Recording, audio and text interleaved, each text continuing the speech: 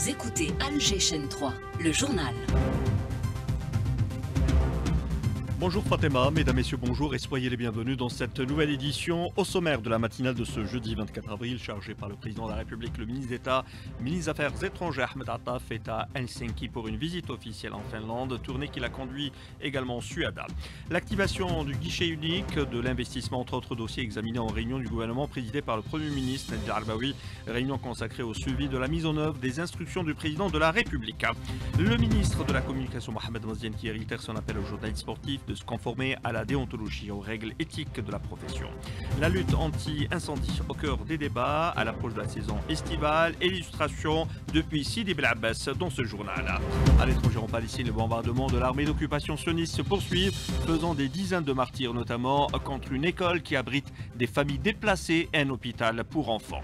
Il y aura de la culture avec la clôturière soir de la 14e édition du Festival international de musique symphonique à Alger. Et puis sport football, 24e journée du championnat de Ligue 1 avec cette rencontre qui opposera le Paradou AC, l'entente de Sétif, ce soir à partir de 18h au stade Nelson Mandela.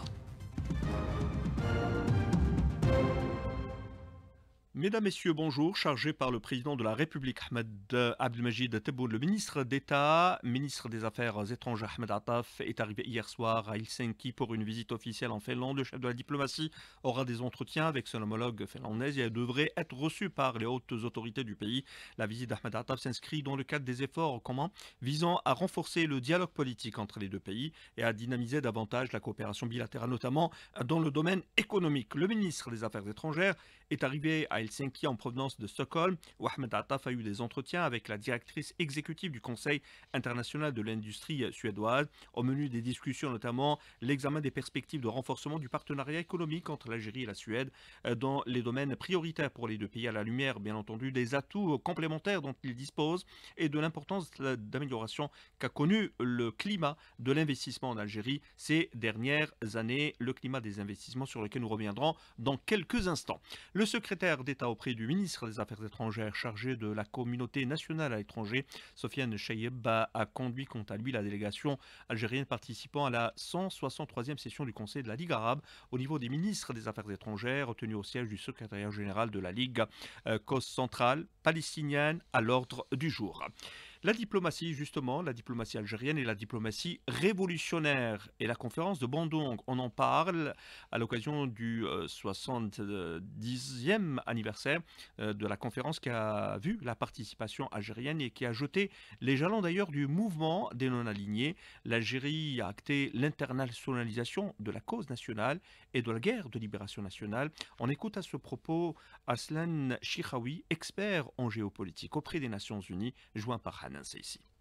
L'Algérie, à travers le Front de libération nationale, a participé à la conférence de Bandung de 1956 qui a institué les pays non alignés pour pouvoir faire adhérer à sa cause tous les pays des différentes organisations multilatérales qui s'érigeaient à ce moment-là au-delà du Forum des Nations Unies. En fait, du temps de la guerre de libération nationale, l'Algérie avait un seul grand objectif, c'était de développer un narratif pour contredire celui de la colonisation qui était basé sur le fait que l'Algérie devait être un département français.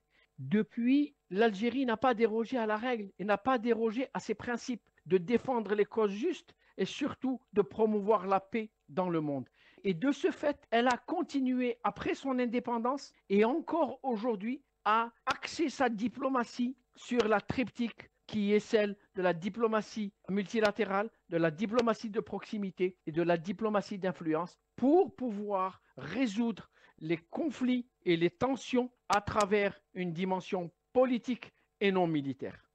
70 ans depuis la tenue de la conférence de Bandung, c'était Aslan Chikhaoui, expert en géopolitique. Nous vous disons en titre la mise en œuvre des instructions du président de la République. L'exécutif s'est réuni hier, présidé par le Premier ministre Nadir Arbaoui, à l'ordre du jour, notamment l'examen des modifications sur le décret exécutif régissant l'opération d'instruction et de délivrance des actes d'urbanisme, et ce dans le cadre de l'activation du guichet unique d'investissement et le renforcement de ses prérogatives dédiées aux grands projets, aux investissements investissements étrangers ainsi que des guichets uniques décentralisés relevant de l'Agence algérienne de promotion de l'investissement, numérisation et protection du patrimoine animalier également à l'ordre du jour.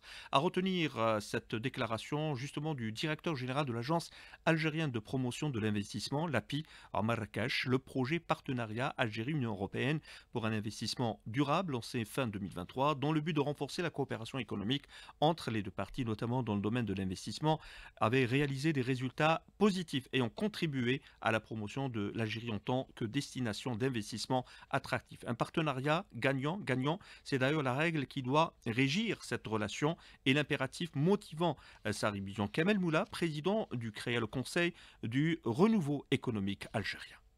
Il est essentiel, avant d'entamer un travail commun, de trouver un terrain d'entente fondé sur une vision équilibrée. Nous considérons que le domaine économique est le plus approprié à cela. Le partenariat doit se faire selon le principe du gagnant-gagnant, en toute transparence et sans porter préjudice à aucune des parties. Dans le même ordre d'idées, la qualification de 3 projets algériens dans le domaine des technologies de l'information et de la communication à la phase pré-finale du concours des prix du sommet mondial sur la société de l'information 2025. L'annonce a été faite par le ministre de la Poste et des Télécommunications, annoncé hier dans un communiqué. Puis une convention qui a été signée hier toujours entre l'établissement public de télévision publique et l'accélération public Algeria Venture permettant aux startups de bénéficier d'une réduction estimée à 70% sur les dépenses de la publicité diffusée sur les chaînes publiques, signature en présence du ministre de la Communication et celui de l'économie de la connaissance.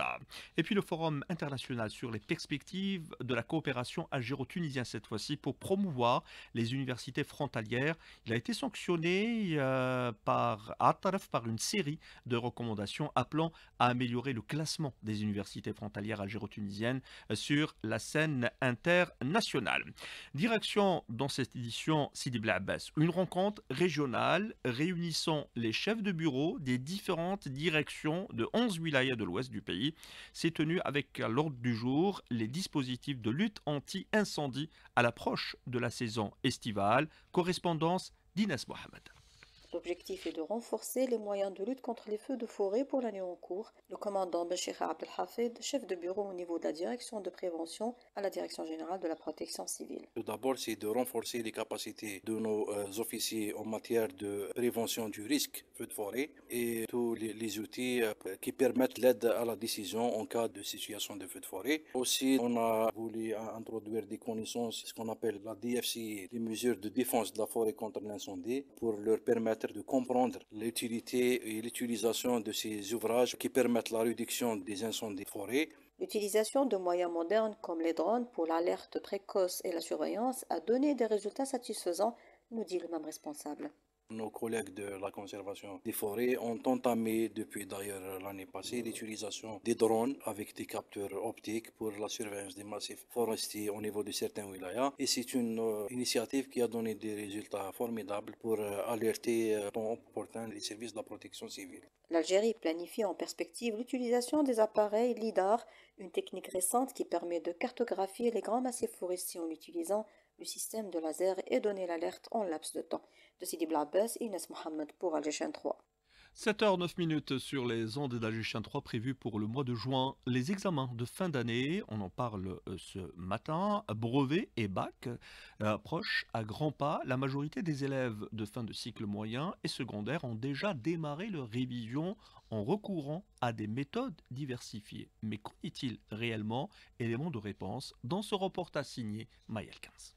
Faire face aux épreuves du brevet ou du bac et les réussir dénote en amont une révision de tout ce qui a été dispensé durant l'année. Cependant, certains candidats à ces deux examens interrogés favorisent la révision individuelle. Il y a des matières que je préfère étudier tout seul, à la maison, pour mieux assimiler. J'ai envie de réviser toute seule. On ne peut pas réviser en groupe. On s'amuse trop, on parle trop. La méthode que j'utilise, DBM. Je fais des résumés de toutes les matières sur des fiches en couleur pour pas que j'oublie et je répète à haute haute voix pour que j'assimile bien. D'autres élèves préfèrent par contre le travail en groupe qui pour eux présente plus d'avantages. Je préfère نروحوا à la bibliothèque groupe اللي ما يعرفش حاجة يوري الآخر. Par exemple, كاين groupe يعرف maths و groupe يعرفوا les langues. Donc partage. Je préfère réviser le BEM en groupe parce qu'on fait des sujets exercices, apprendre les leçons. Je me base sur les sciences, les maths, la physique, même l'arabiya, le français. Certains candidats complètent leur révision en comptant sur l'aide de professeurs, soit en continuant à aller en classe, soit en optant pour les cours de soutien. نديروا لي كو بارتيكولي عند ان بروف شويه يفهمني نحلو دي زيكزو جو مو باز بوكو بلوس على لا ميكانيك باسكو كوفيسيون 7 باك شهر تقرا مليح ولا غير تجيبهم شي حاجه كبيره. On révise en classe avec notre professeur. On fait des exercices sur l'arabe, les maths, physique pour se préparer pour le BM. Le point capital pour ces candidats est de savoir augmenter au maximum leurs chances de réussite à ces examens en sachant tirer bénéfice de chacune des méthodes choisies ou encore en les alternant. Ceci pour plus d'efficacité selon les pédagogues dans la compréhension, l'assimilation à nouveau et la mémorisation de leurs cours. Et rappelons également dans cette édition, cette opération lifting pour la capitale, ambiance particulière demain et après-demain à Alger avec l'entame de la 5e édition de la grande campagne de nettoyage organisée sous le patronage du Wali d'Alger Mohamed Abdelnour Rabhi. Cette campagne touchera l'ensemble des quartiers des 14 circonscriptions administratives de la wilaya d'Alger afin d'éliminer les points noirs, d'enlever les déchets, préserver ainsi l'environnement. Direction Gaza, l'enclave, les bombardements se poursuivent et le bilan ne fait que s'alourdir au moment où la famine s'aggrave encore plus. Le point de la situation avec le journaliste Imad Abouchaouch. Il répond à Liasterrini. Il y a eu des incursions israéliennes avec des tanks et des destructions terrifiantes de maisons. Rafah a été envahie au sud par les chars de l'occupation et le porte-parole de l'armée d'occupation israélienne s'est vanté en déclarant avoir pris le contrôle de plus de 30% de la bande de Gaza. Chaque minute, des vidéos sont publiées par l'armée d'occupation sur les réseaux sociaux montrant la démolition des maisons des citoyens, la destruction de leurs rêves, de projets qu'ils avaient construits tout au long de leur vie. Ils détruisent leurs maisons, leurs souvenirs, l'odeur même de leurs souvenirs. Depuis Gaza, c'était le journaliste Imad Abouchaouch. Il répondait aux questions de Lies Terrini. Autre peuple, en quête de son indépendance, le peuple sahraoui. L'opération est qualifiée de crime prémédité. L'association sahraoui des victimes, selon les graves violations des droits, dénonce les graves violations des droits de l'homme commises par le Makhzen et a dénoncé la démolition par les autorités d'occupation marocaines des habitations de nombreux citoyens sahraouis dans la région d'Ezmilet El-Gheslen, à la périphérie de la ville de Laayoune, la capitale occupée du Sahara occidental, appelant la communauté internationale à intervenir pour protéger la population sahraoui de cette politique de punition collective, je cite. Retour chez nous, hier, dernière soirée de la 14e édition du Festival international de la musique symphonique organisé à l'Opéra d'Alger. Pendant 7 jours, le public a été tout simplement enchanté. Sida Ali Fares. Baissez de rideau de la 14e édition du Festival international de la musique symphonique avec 2 formations. En première partie, le violoniste-compositeur Yuri Ribic d'Autriche qui a envoûté le public avec ses compositions et des compositions du patrimoine autrichien. Je suis très heureux d'être ici pour jouer ma musique et la musique universelle autrichienne en Algérie. D'autant plus que j'ai trouvé des gens qui apprennent et apprécient la musique. En plus, le public est spécial et merveilleux.